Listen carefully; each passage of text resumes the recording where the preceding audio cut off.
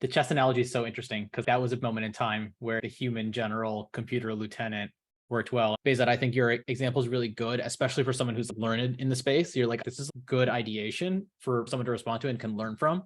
And I think it'll get better at giving ideas. It's like a supercharged template. And if it can get more and more credible with that in terms of capabilities and how we expect it to improve, what I understand is they have a number of product releases planned through end of year and beyond. So it's already improving. You can now see your chat history. It's answering more questions.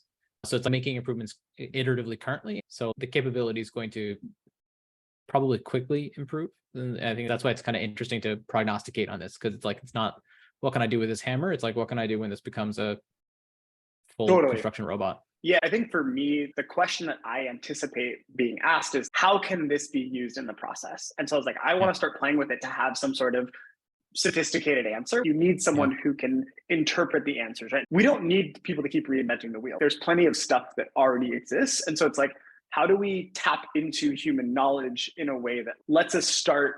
But to Saleem's point, like, we're probably not that far off from those things. And so for me, it was just like, okay, in the next year, if this becomes a part of the work toolkit, like, how can I start just playing with it to get some exposure there?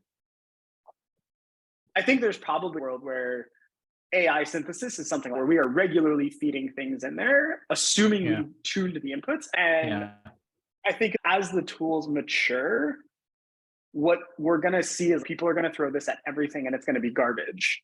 But we'll sort of normalize where this becomes really valuable when you figure out what are the best inputs to drive meaningful outcome.